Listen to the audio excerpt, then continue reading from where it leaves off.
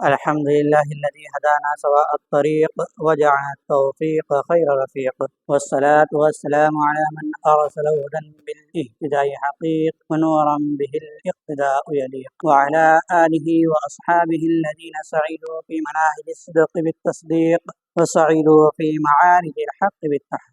أما بعد، فأعوذ بالله من الشيطان الرجيم. بسم الله الرحمن الرحيم. يا أيها الذين آمنوا ادخلوا في السلم كافة ولا تتبعوا خطوات الشیطان إنه لكم عدو مبين. صدق اللہ العظیم. محترم سامعین، میں نے آپ حضرات کے سامنے قرآن مجید کی ایک آیت کریمہ جو قرآن مجید کے دوسرے پارے اور سورہ بقرہ کے اندر ہے کہ جو آیت ہے یا ایھا الذین آمنوا ادخلوا فی السلم کافۃ ولا تتبعوا خطوات الشیطان، جس کا ترجمہ ہے کہ اے مسلمانوں، اے ایمان والو، تم اسلام کے اندر پورے کے پورے داخل ہو جاؤ، ولا تتبعوا خطوات الشیطان، اور شیطان کے نقش قدم کی پیروی مت کرو، شیطان کی اتباع و فرما برداری مت کرو، انہ لکم عدو مبین، کہ بلا شبہ وہ تمہارا کھلا دشمن ہے، صریح دشمن ہے۔ تو اس آیت کریمہ میں اللہ تبارک و تعالی ہمیں اسلام میں پورے کے پورے داخل ہونا فرما رہے ہیں۔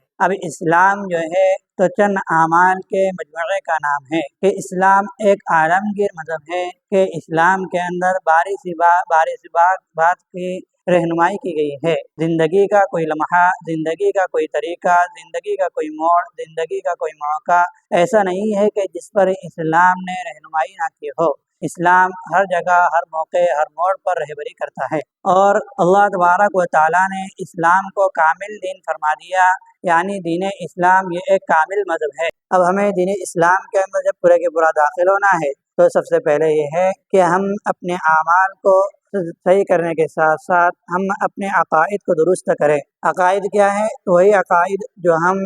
بچپن کے اندر ایمان مجمل اور ایمان مفصل کے اندر پڑھتے ہوئے آئے ہیں کہ ہم نے پڑھا ہے کہ آمنت باللہ، کہ ایمان لایا میں اللہ پر، یعنی ایمان لانا دل سے یقین کرنا اور زبان سے اقرار کرنا۔ تو ہم نے اللہ تبارک و تعالیٰ کو دل سے یقین کرے کہ آمنت باللہ کما ہوا باسمائہ و صفاتہ،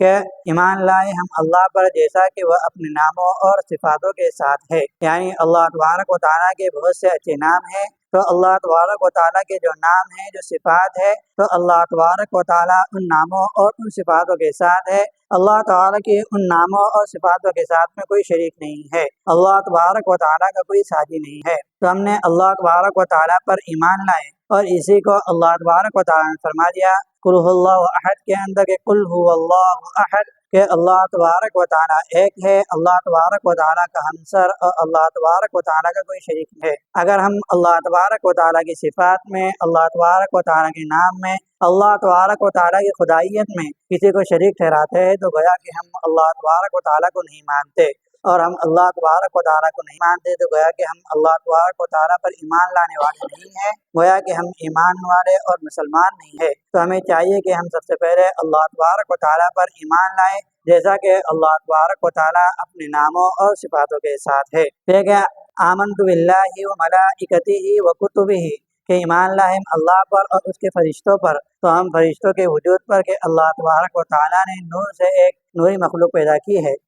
اور ان کی مختلف ڈیوٹیاں اور مختلف کام ان کے سپرد کیے ہیں، تو ہم فرشتوں کے وجود پر ایمان لائے، اور ہم اس کے بعد اللہ تبارک و تعالیٰ نے انسانوں کی ہدایت کے لیے جو سلسلہ قائم فرمایا ہے رسولوں کا، نبیوں کا، تو ہم ان رسولوں اور نبیوں پر اجمالی طور پر ایمان لائے۔ تمام انبیاء اور رسولوں کے معنی کہ اللہ تبارک و تعالیٰ کے تمام انبیاء اور رسول یہ گناہوں سے معصوم تھے، گناہوں سے محفوظ تھے اور ہر برائی سے محفوظ تھے۔ اللہ تبارک و تعالیٰ نے ان کو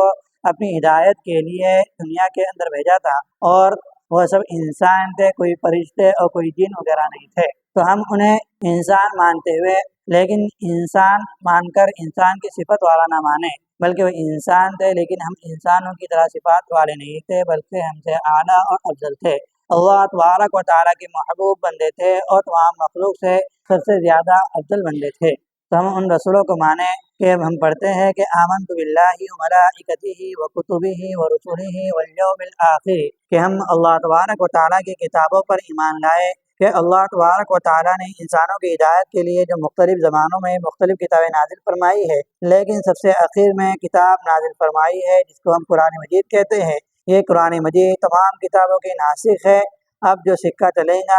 جن احکام پر عمل ہوگا تو قرآن مجید کے اوپر عمل ہوگا، تو ہم قرآن مجید کے اوپر ایمان لائے، قرآن مجید کو مانیں، اور اس کے بعد ہم آخرت کے دن پر مانیں کہ اللہ تبارک و تعالیٰ نے اس دنیا میں جو بھیجا ہے تو ہمیں اپنی امتحان کے لیے بھیجا ہے کہ ہم اس دنیا میں جا کر اللہ تبارک و تعالیٰ کو یاد رکھتے ہیں یا نہیں، ہم اللہ کو مانتے ہیں یا نہیں، ہم اس دنیا کے اندر آ کر اللہ تبارک و تعالیٰ کی بات کرتے ہیں یا نہیں، کہ اللہ تبارک و تعالیٰ نے ہم انسانوں کو پیدا کرنے سے پہلے اللہ تبارک و تعالیٰ نے عالم ارواح میں تمام انسانوں کے روحوں کو جمع فرمایا تھا، اور اس وقت اللہ تبارک و تعالیٰ نے ہم انسانوں کی روح سے یہ ایک عہد لیا تھا، الست بربکم، کیا میں تمہارا رب نہیں ہوں؟ تو سب نے کہا تھا قالوا بلی شہدنا، ہاں کیوں نہیں، آپ ہی ہمارے رب ہے۔ پھر ہم نے اللہ تبارک و تعالیٰ سے عہد لیا تھا، اور ہم نے اقرار کیا تھا کہ اللہ تبارک و تعالیٰ ہی ہمارے رب ہے، ہمارے پالنہار اللہ تبارک و تعالیٰ ہی ہے۔ تو ہم اس عہد و پیمان پر قائم رہتے ہیں یا نہیں؟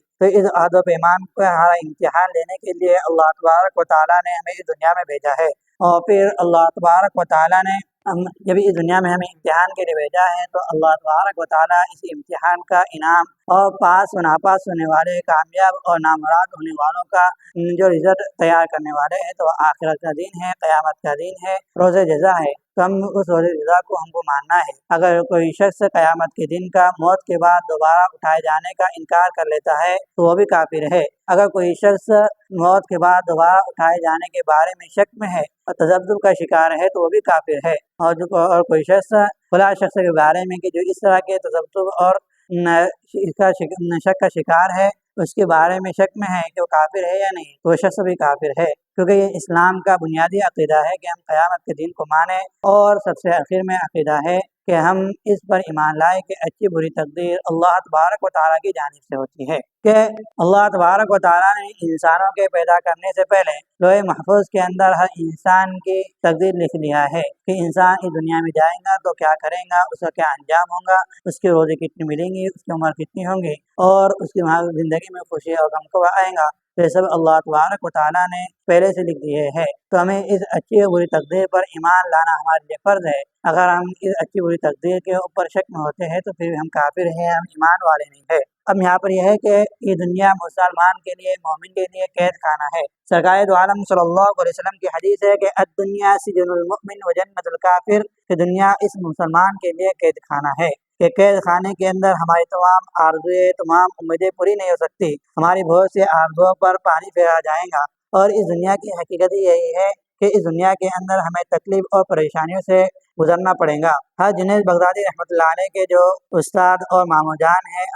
سری سختی رحمۃ اللہ علیہ، وہ فرماتے ہیں کہ جب سے میں نے اس دنیا کی حقیقت کو جان لیا، جب سے کبھی میں پریشان حال نہیں ہوا، کہ جب میں دیکھتا ہوں کہ اپنی زندگی کے اندر کوئی پریشانی آتی ہے، کوئی غم کا موقع آتا ہے، تو میں کہتا ہوں کہ اس دنیا کی حقیقت ہی یہی ہے کہ اس دنیا کے اندر ہمیں غم اور پریشانی کے ساتھ رہنا ہے، قید خانے میں رہنا ہے، اور جب مجھے کوئی خوشی ہوتی ہے تو میں اللہ تبارک و تعالیٰ کا شکر ادا کرتا ہوں کہ اللہ تبارک و تعالیٰ نے اس ماحول کے اندر ہمیں شکر رکھے اور کچھ دن اپنی نعمت سے فائدہ اٹھانے کے خوشی کے دن میسر فرمائے ہیں، ورنہ اللہ تبارک و تعالیٰ نے ہمارے لیے ہمیشہ آرام کی اور نعمت کی جگہ جنت کے اندر تیار کرنی ہے۔ تو اس دنیا کے اندر ہمیں مصیبتیں اور پریشانیاں آتی رہیں گی، اور یہ دنیا مسلمان کے لیے قید خانہ ہی ہے، تو ہمیں اس دنیا کے اندر رہتے ہوئے پریشانیوں پر صبر کرنا ہے۔ ہم صبر کریں گے تو اللہ تبارک و تعالیٰ ہمارے درجات کو بلند فرمائیں گے، اور یہ ہے کہ اس دنیا کے اندر ہم صبر و شکر کے ساتھ رہیں، تقدیر پہ ایمان رہے، تقدیر کے دامن کو ہاتھ سے جانے نہ دیں۔ معاشرے میں بہت سے مسلمان ایسے ہیں کہ جو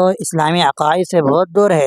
اس آیت سے ہمیں سبق ملتا ہے کہ ہم اپنے عقائد کو درست کریں، اپنی اولاد کو اسلامی عقائد سکھائیں، کیونکہ اللہ تعالیٰ فرماتے ہیں یا ایھا الذین آمنوا قوا انفسکم واہلیکم نارا،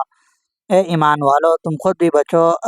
اور اپنے گھر والوں کو بھی جہنم کی آگ سے بچاؤ، خود بھی عقائد کی لائن درست کرو اور اپنے گھر والوں کو بھی عقائد حقہ سکھاؤ۔ پھر اس کے بعد اسلام کے اندر عقائد کے بعد دوسرا درجہ آتا ہے عبادات، کہ ہمیں سب سے پہلے اپنے ایمان کو مضبوط کرنا ہے، پھر اس کے بعد عبادات کرنا ہے۔ کہ اللہ تبارک و تعالیٰ نے جو عبادتیں مسلمانوں کے اوپر لازم کی ہے، فرض کی ہے، تو ان عبادت کو ہمیں ادا کرنا ہے۔ فرائض عبادتیں جیسے 5 وقتہ ہر مسلمان پر نماز فرض ہے، اور اسی طرح رمضان مبارک کے اندر روزے فرض ہے، مال ہو تو زکوٰۃ فرض ہے، اور اسی طرح مال اور حج کرنے کی طاقت ہو، سفر وغیرہ کی طاقت ہو تو ہر مسلمان پر، مالدار مسلمانوں پر حج فرض ہے۔ تو یہ ایک فرض عبادت ہوئی۔ اسی طرح نفلی عبادت ہے کہ نفلی صدقات، نفلی عبادت ہے کہ ہمارے معاشرے کے اندر ہمیں کس طرح رہنا ہے، گھر والوں کے حقوق ادا کرنا ہے۔ تو ان عبادات کے اندر ہمیں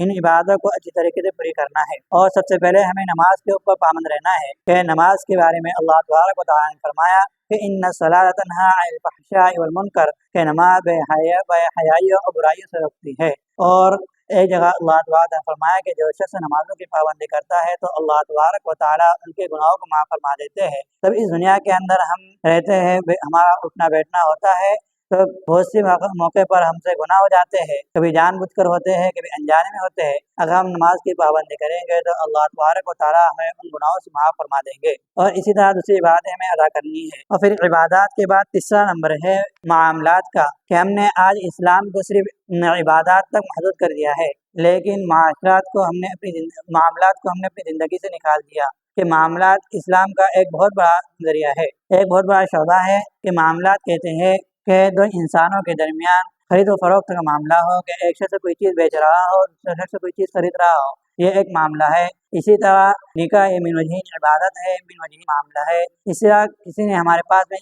یہ امانت رکھی ہو تو اس امانت کو ہمارے پاس میں رکھنا اور اس امانت کی حفاظت کرنا، یہ ایک معاملہ ہے۔ اسی طرح کسی سے کوئی وعدہ کر لیا جائے، اس وعدے کو پورا کرنا بھی ایک معاملہ ہے۔ اسی طرح کسی شخص کے ہمارے جو حقوق ہے ان حقوق کو اچھی طرح سے پورے کرنا، یہ ایک معاملہ ہے۔ تو ہم نے ہمارے معاملات کو، تجارت وغیرہ کو، ہمارے بزنس، یہ سب چیزیں ہمارے معاملات کے اندر آتے ہیں۔ تو ہم نے اسلامی تعلیمات کو معاملات سے نکال دیا ہے، کہ جو ہمارے معاملات کے اندر جو اسلامی تعلیمات ہونی چاہیے، تو اسلامی تعلیمات ہمارے معاملات سے نکل چکی ہے۔ کہ سرکار دو عالم صلی اللہ علیہ وسلم ایک مرتبہ بازار کا چکر لگا رہے تھے، تو اناج کا ڈھیر تھا، اور اناج کا ڈھیر اوپر سے سوکھا نظر آ رہا تھا۔ آپ نے اندر ہاتھ ڈالے تو دیکھا کہ اندر گرا ہے، تو آپ نے فرمایا کہ تم نے اوپر سوکھے اناج کو، اندر گرے اناج کو کیوں رکھا ہے؟ تو انہوں نے کہا کہ میں نے اناج کو بیچنے کے لیے رکھا ہے۔ تو آپ صلی اللہ علیہ وسلم نے اس وقت ایک جملہ فرمایا کہ من غشنا فلیس منا، جو دھوکہ دے وہ ہم مسلمانوں میں۔ تو اب یہاں پر ہے کہ ہمارے معاملات میں، ہمارے خرید و فروخت کے معاملے میں، ہمارے معاہدے میں، ہمارے وعدے عہد پیمان میں، ہم معاملات کو، اسلامی تعلیمات کو اتنا چھوڑ چکے ہیں کہ جگہ جگہ پر ہم دھوکہ دہی کر رہے ہیں، بلکہ ہم نے معاملات کے اندر اسلامی تعلیمات کو اتنا چھوڑ دیا ہے کہ آج ایک مسلمان دوسرے مسلمان سے معاملہ کرنے سے ڈر رہا ہے، ایک مسلمان دوسرے مسلمان کی دکان سے کوئی چیز خریدنے کے لیے ڈر رہا ہے کہ ہم اس کی دکان پر جائیں تو وہ کم قیمت کی چیز زیادہ قیمت میں بیچ رہا ہے، اور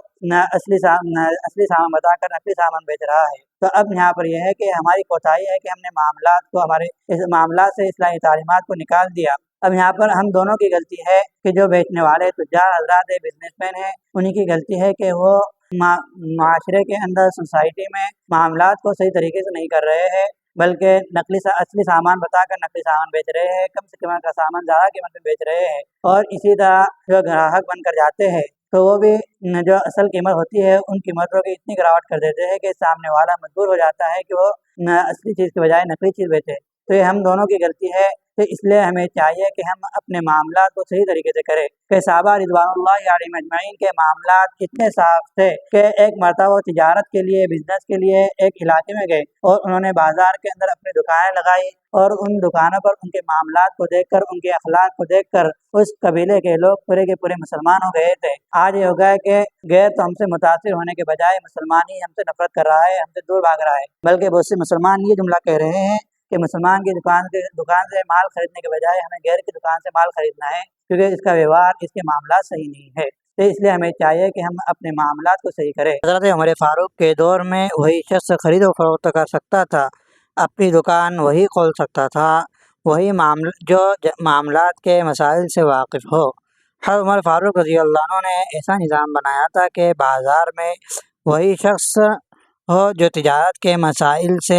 بزنس کے، دھندے کے مسائل سے واقف ہو۔ کتنا اچھا نظام ہے کہ بیچنے والا ہی جب حلال و حرام کی تمیز کرے گا تو لینے والے کی کوئی جرت نہیں ہوں گی کہ وہ کوئی ناجائز معاملہ کرے۔ لیکن آج امت میں سود کا، رشوت کا اور دیگر حرام معاملات کا رواج ہو گیا ہے، اس لیے ہمیں ان حرام معاملات سے بچنا بہت ضروری ہے۔ سودی معاملات پر اللہ تبارک و تعالیٰ نے اعلان جنگ کیا ہے، اس لیے ہمیں معاملات کے اندر بیاج سے، سود سے بچنا بھی ضروری ہے۔ اور چوتھے نمبر پہ ہے معاشرت۔ معاشرت کہتے ہیں کہ سوسائٹی میں کس طرح رہنا ہے، کہ سوسائٹی کے اندر ایک دوسرے کے حقوق ادا کرنے ہیں۔ سب سے پہلے یہ ہوتا ہے کہ ہم اپنے گھر والوں کے حقوق ادا کریں، پھر اس کے بعد ہم اپنے پڑوسی کے حق ادا کریں، پھر اس کے بعد ہم اپنے محلے والوں کے حقوق ادا کریں، پھر اسی طرح ہم اپنے گاؤں، محلے اور ملک والوں کے اور تمام انسانیت کے حقوق ادا کریں۔ اب ہم سے کوتاہی ہو چکی ہے کہ ہم باہر والوں کے حقوق تو کبھی ادا کر لیتے ہیں، لیکن گھر کے اندر کس طرح حق ادا کرنا ہے، گھر والوں کے حقوق کس طرح ادا کرنا ہے، تو ان حقوق کے اندر ہم سب سے پیچھے ہو چکے ہیں۔ رشتہ داروں کے جو حقوق ادا کرنا ہے تو ان رشتہ داروں کے حقوق سے ہم پیچھے ہو چکے ہیں۔ کہ قرآن مجید کے اندر ایک جملہ فرمایا گیا کہ لیس البر ان تولوا وجوہکم قبل المشرق والمغرب، کہ نیکی یہ نہیں کہ تم مشرق مغرب کو کرو، بلکہ نیکی یہ ہے کہ تم اللہ پر ایمان لاؤ۔ یہاں پر ایمان لانے کا ذکر ہے، پھر اس کے بعد فرمایا کہ تم اپنے مال کا زائد حصہ اللہ کے راستے میں خرچ کرو۔ تو اللہ کے راستے میں خرچ کرنے سے مراد بیان کیا گیا کہ تم اللہ کے لیے اپنے رشتہ داروں کو، یتیموں کو، مسکینوں کو، محتاجوں کو اور مسافروں کو خرچ کرے۔ تو اس آیت کے اندر سب سے پہلے جو خرچ کرنے کا حکم ہے تو وہ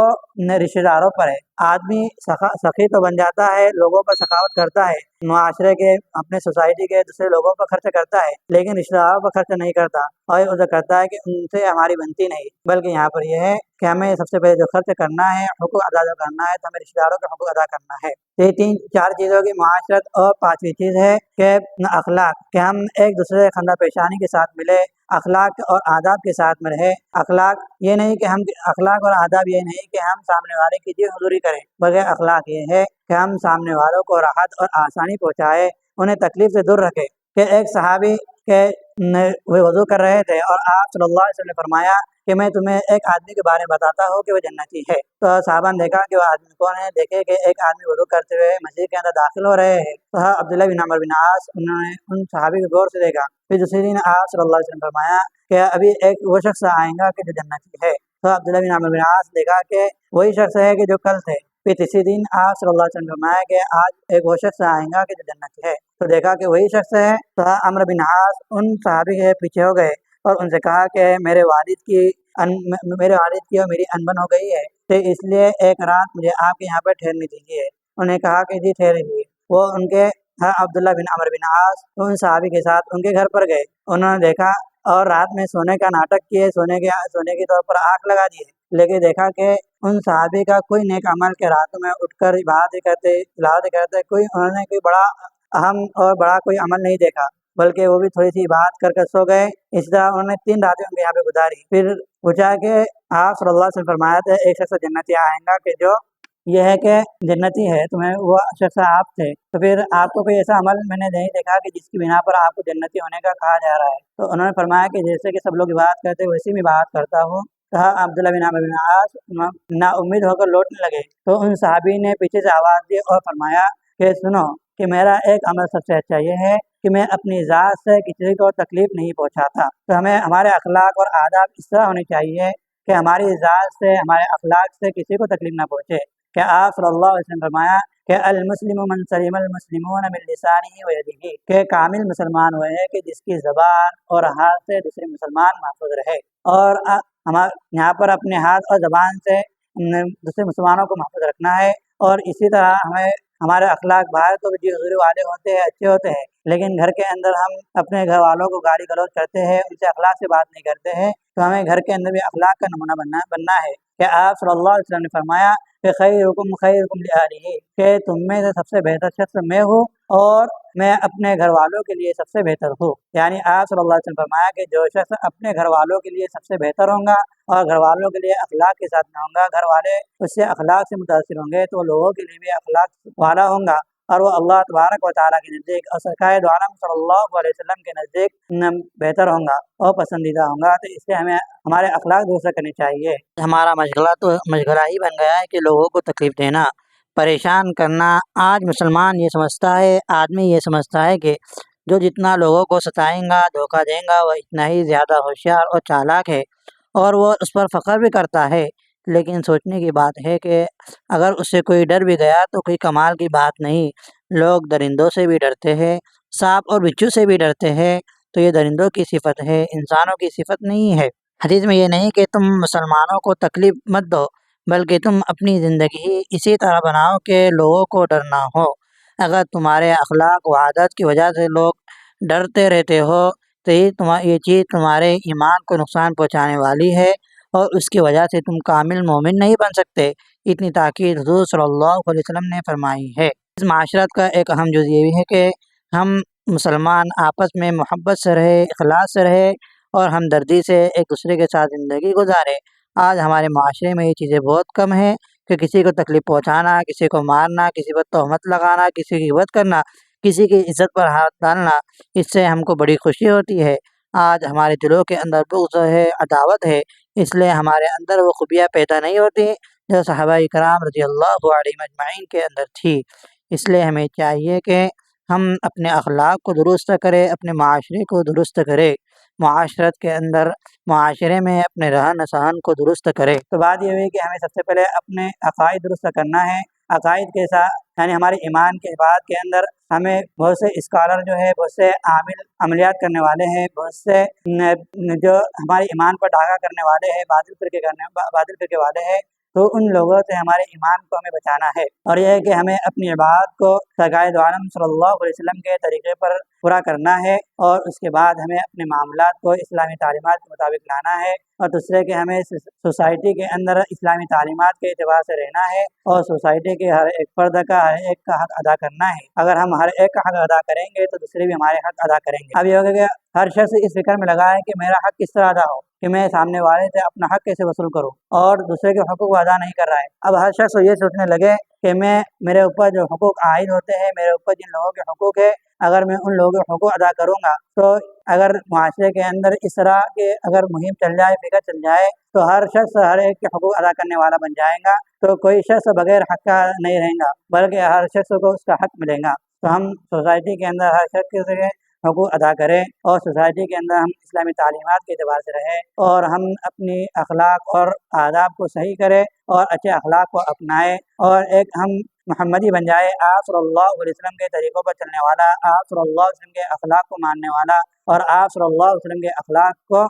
اپنانے والا بن جائے۔ اگر ہم پورے آپ صلی اللہ علیہ وسلم کے طریقے پر چلنے والے بن جائیں گے تو ہمیں دیکھ کر دور سے کافر لوگ کہیں گے کہ دیکھو محمد آ رہا ہے، اور ہمارے اخلاق سے، ہمارے عادتوں سے متاثر ہوں گا، اور اسلام کی اس کے دل کے اندر محبت پیدا ہوں گی۔ آج غیروں کے اندر ہماری نفرت کی وجہ یہی ہے کہ ہم اپنے اخلاق سے، معاملات سے، اسلامی تعلیمات کو ہم نے دور کر دیا ہے، اور خود ہم اپنی تعلیمات پر کاربند نہیں ہے، تو اس بنا پر وہ ہم سے دور ہے اور ہم سے نفرت کر رہے ہیں۔ تو ہمیں چاہیے کہ ہم زندگی کے ہر شعبے کے اندر اسلامی تعلیمات کو لائے، اور اللہ تبارک و تعالیٰ دعا ہے کہ اللہ تبارک و تعالیٰ ہمیں سچا پکا محمدی بنائے، اور ہمارا خاتمہ بالخیر فرمائے، کلمے کی حالت میں ہمیں موت عطا فرمائے۔ وآخر دعوانا الحمدللہ رب العالمین۔